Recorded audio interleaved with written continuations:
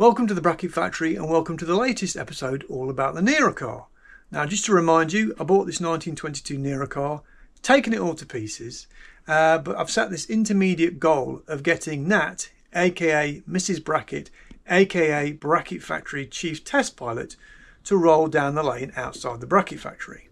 Now, there's quite a few things I need to do for that, and that's what this episode is going to be all about. But first, I want to tell you about something I did last weekend. I got the rag ready and took it along to a local show.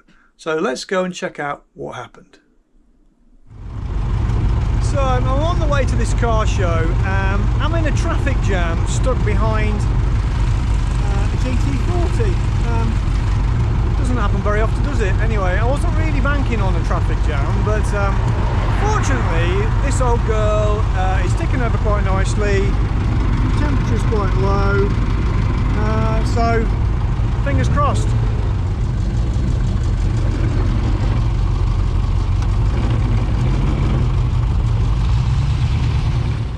Well, I'm here now, and I can honestly say that was the most stressful thing I've done for a long time. I was in a queue about a mile long, up a hill, on a hot day, with a load of other classic cars, but Miss Martha behaved herself beautifully, so we're here safe and sound. This one's not too shabby.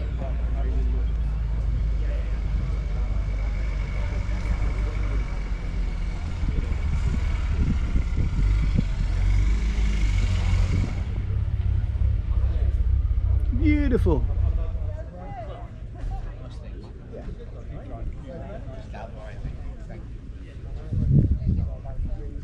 Okay, I'm just at the back here of the gate length as well. Gotta confess, I am partial to these. One of these days, or maybe one of these. Absolutely awesome, isn't it? Look at that, absolutely fantastic. Or how about a Porsche? Get a Porsche. Not like your normal Porsche, but pretty cool nevertheless. Buy it now. Do you like E-Type Jags? Well, there's 11 here. Take your pick.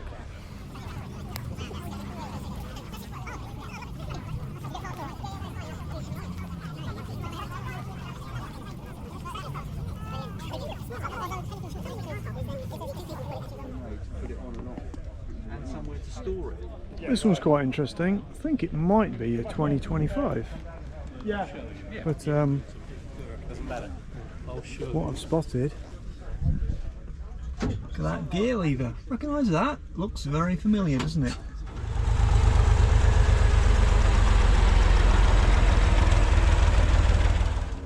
These are pretty cool.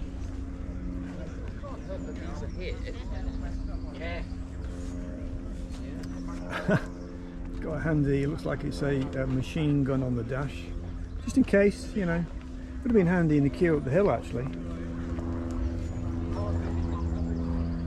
I've got to say, some impressive cars here, but biggest disappointment is there's no coffee, there's no decent coffee.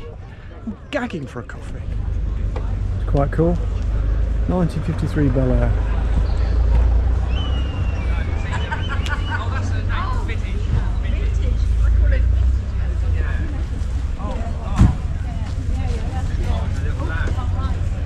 Cool. Well, how about a Morgan's? Again, quite a few Morgans.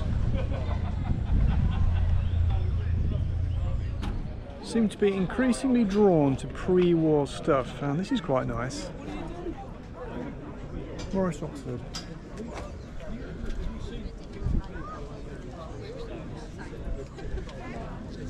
Big old lump, isn't it, that?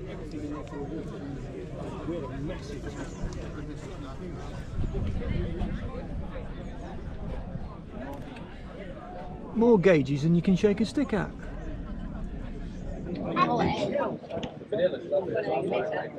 It's the other side. He was converted into a haymower during the Second World War. Look at all this linkage here. It's all very ingenious, isn't it? It's very cool. This is quite a thing here. Look at the size of that engine. It says it was arguably the first supercar guaranteed to do 100 miles an hour. you'd absolutely, yeah, wouldn't you? Amazing.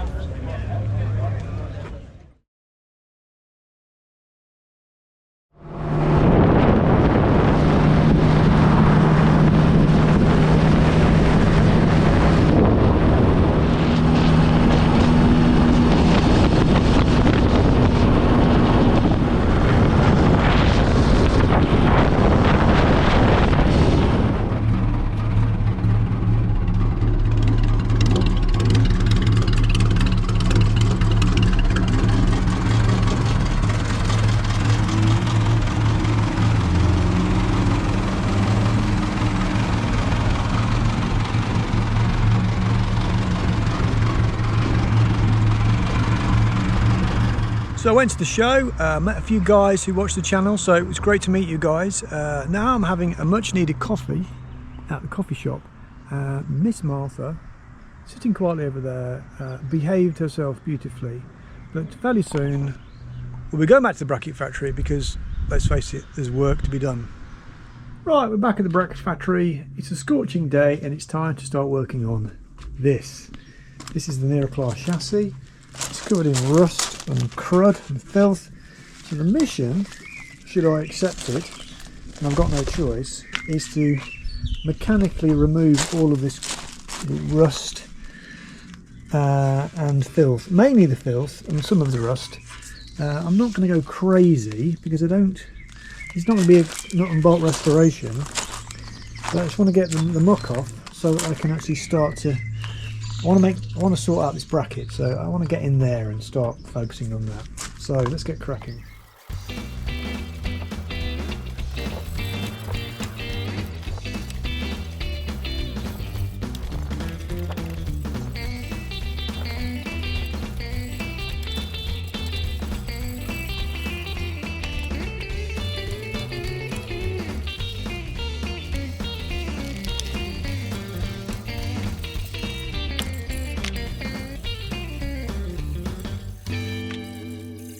So a lot of filth mechanically scraped off. In fact, this much filth, quite a big scoopful. So the plan now is to use some of this stuff, pressure washer, and give it a damn good clean.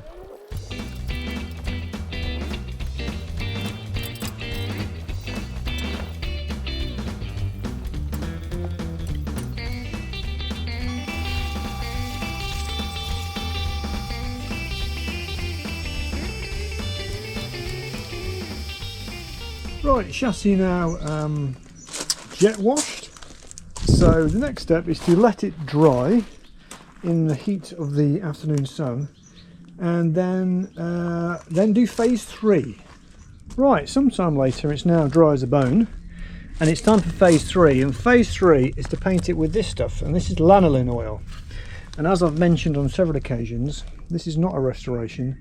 This is more of a resurrection. So I'm going to paint the oil on to preserve it, stop it going any worse, and may restore it at a later date. But the resurrection is about basically getting it mechanically sound. So it just needs a coat of oil. So let's stick that on.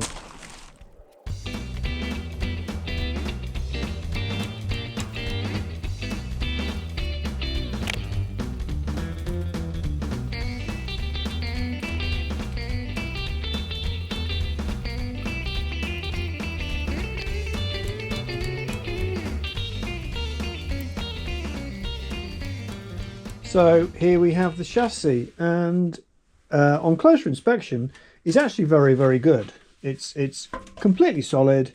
I've seen examples of restoration projects where this is just dissolved and people have had to unrivet it and make whole new sections. So this is really solid, and I quite like it just having a coat of oil on it, because it kind of tells a bit of a story, and you can see that's the original black there. Then it's been overpainted with a slightly kind of bluey colour almost. It's had primer. We've got overpainted here, but with the mud guards, footrests still on. Anyway, so what the main focus is going to be is this steering column bracket here. So let's go over to the bench and have a look at that. Right, one steering column bracket, and this was riveted to the frame, and these bits have broken off. So I think what I'm going to do first is I'm going to clean this all up and report back and talk a bit more about it. Right, reporting back after a bit of a cleanup, and this is the bracket that broke.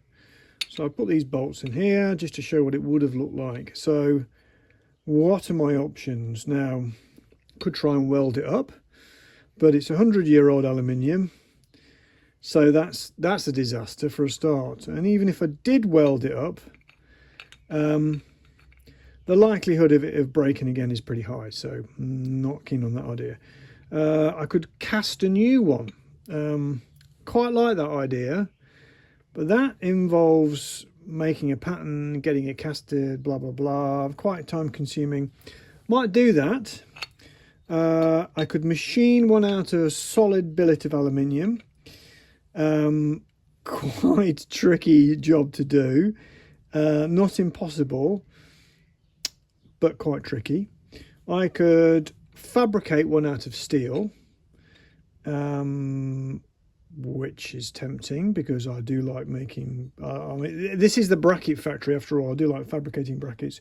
Or I could do a hybrid. I could do a part steel bracket and an aluminium block, which a clamping block that goes on it. So what shall I do? Given that this is the bracket factory, I think what I'm going to do is I'm going to fabricate a steel replacement for this.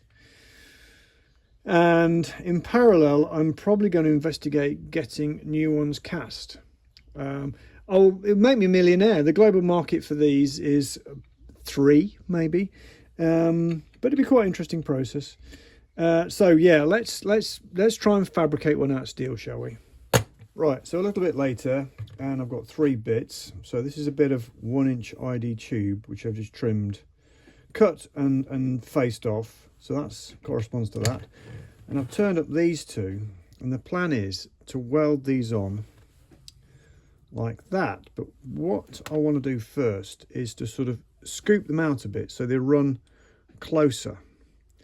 And I've got a sort of a closer fit to work with in terms of welding it together. So got this half-round file, basically going to just file it out. Might grind it out first with an angle grinder to remove the bulk of material, file it, and then offer it up to that.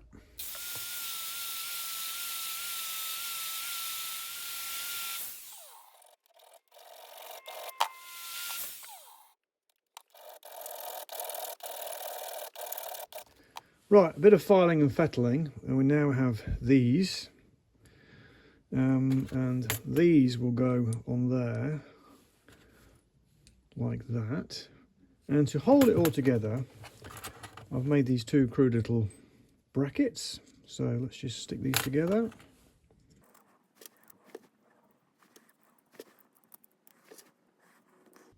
Right, so by connecting these together like that, I can now clamp the whole lot together, which lets me have a reasonable chance of actually welding this thing up with a more nice and square. So next step is to weld these on. Let's go and do that.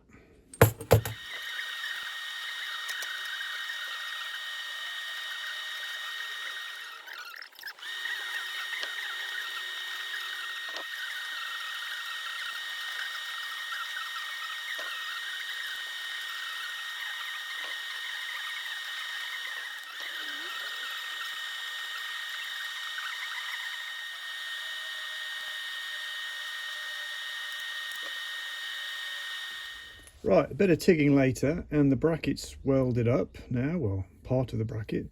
I did and ah about whether to weld across the bottom bit because I knew it would cut into this boss, but decided on balance of wood because it's stronger. So that's turned out all right, but no prizes for guessing what's next. I've got to cut that slot, haven't I? And could use a milling machine or a bandsaw, but I'm actually going to use a handsaw. An old school handsaw. It's slower, but the good thing about doing things slowly is that mistakes happen much slower. So hacksaw out, I'm going to cut a slot all the way along there, and then this bit is done. Then I'm moving on to the more complicated bit.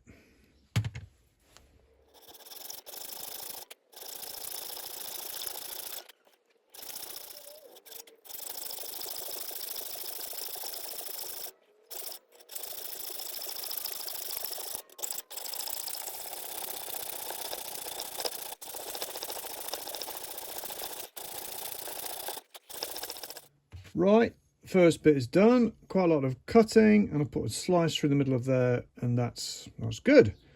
But that's the easy bit. So now for the rest of the bracket, it's all almost gratuitously complicated. This column does run parallel with this plate, which is good.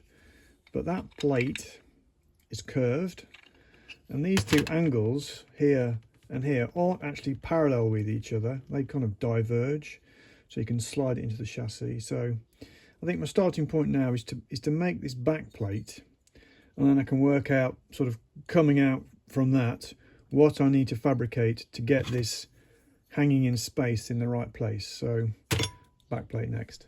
Right, we're in the metal stock zone, and I'm selecting some stuff. So I found this 20mm bar.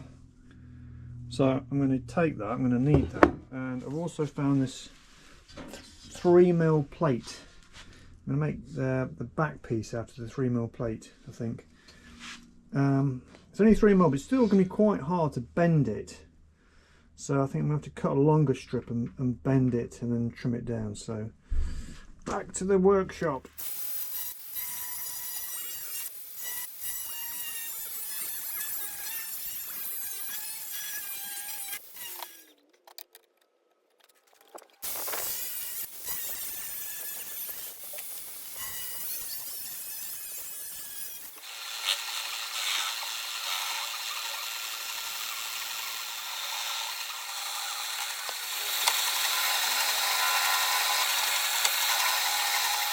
Right, back at the bench after some cutting and machining. So I've made this and bent it so that it's the right radius for the chassis, and I've also machined up this.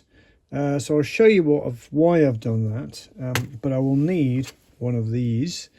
These are the bolts that bolt this bracket through to the chassis. So that it was originally riveted and bolted on. So talk about belt and braces, but go over to the chassis and I'll show you what this is for.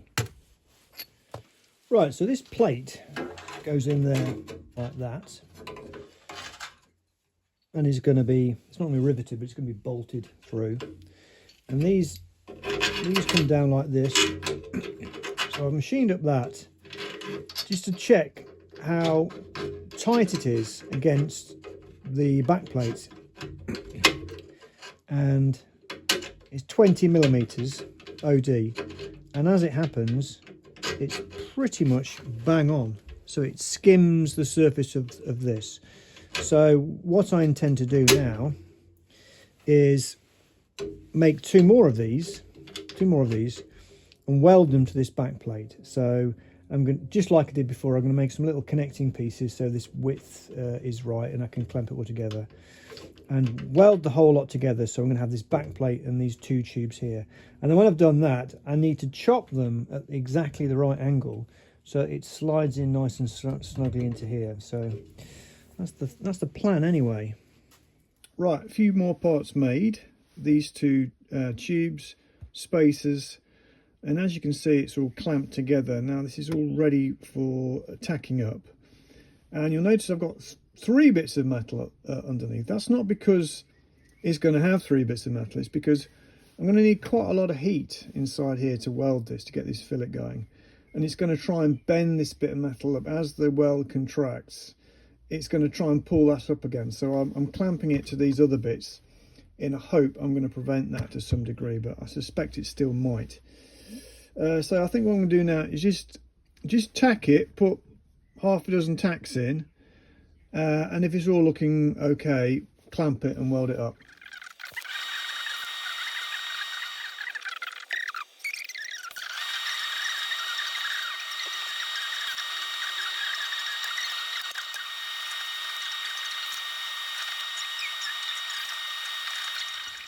So a bit more welding, and now this is welded up, and it's come out all right. Still need to do these ends. These ends were close against that, and I didn't want to weld the tab to the thing, so I'll tidy that up later. Not that I need to. Indestructible, this thing. So it turned out all right. Starting to get a little bit on the weighty side, but hey ho, it's damn strong. So now, of course, I've got to match these angles here. So I've got to trim the top at that angle, and the bottom one is flared out even more. So I'll do the top one first, then I'll probably make a little pattern that goes round this, so that I can offer it up and I can get this angle, not only the right angle, but in the right place. So right, let's do that.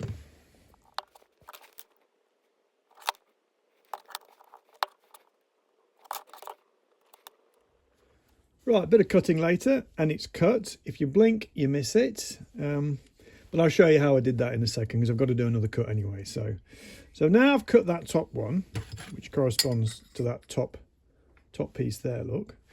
I've got to do the other one. Now the other one has got to be at a different angle, but this spacing is critical. So what I've done is I've made this template. How does this go? This template fits over the top like that. And it shows me how, A, different angle, B, how far apart they need to be. So now if I transpose that to here, I know where to do the cut. So I just need to mark it up and cut it, don't I?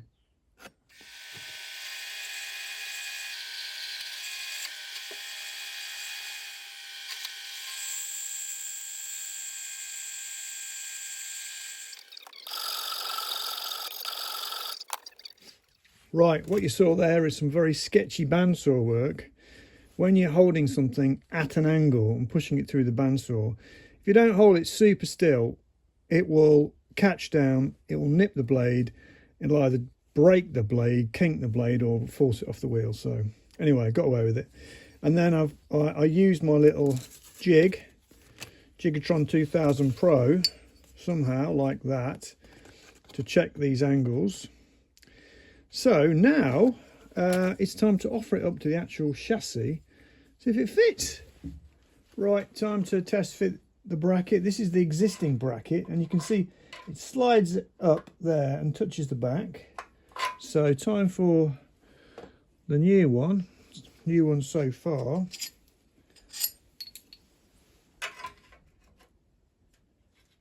There it goes. The bolts go in.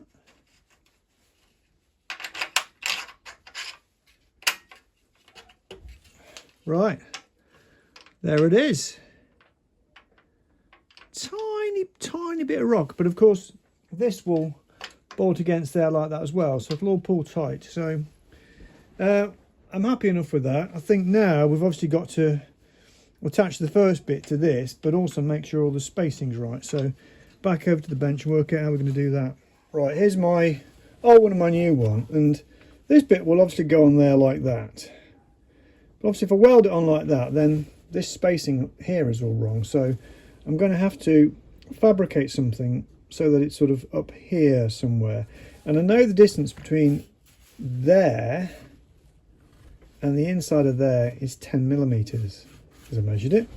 So I've got to space this up by 10 millimeters there to there. So more metal will be needed for this, obviously.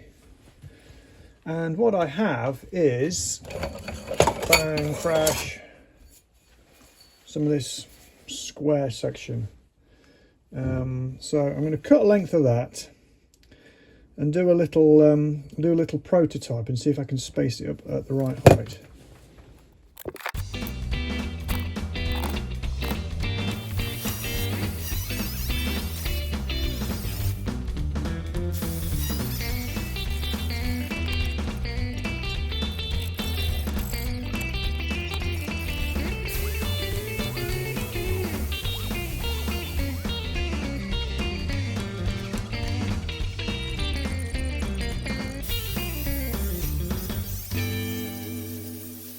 Right, so we've made this little channel segment here, and that will slot on there like that, and that will go on there like, whoops, like that. As you can see, it is now starting to look a lot more like that. But the critical distance is between this line here and that line there. And at the moment, if I measure it, which is easier said than done, if I turn it upside down that way,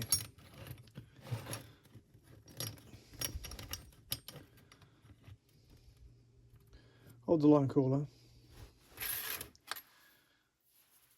That is level with those two holes, which is very, very handy. 0.5 millimetre out. So if I measure from there to there, that is 11 millimetres. So it needs to be 10. It's getting very close. So all I need to do now is just chamfer that edge very, very slightly on both sides. This will sit lower down in there, sit slightly lower down in there, and then we're on. And then the next step after that will be to just put some tacks in there, weld that on there, and then stick it on there and weld it on. Put some tacks in. If it all looks good, we can weld it up. So, right, chamfer that and do some welding.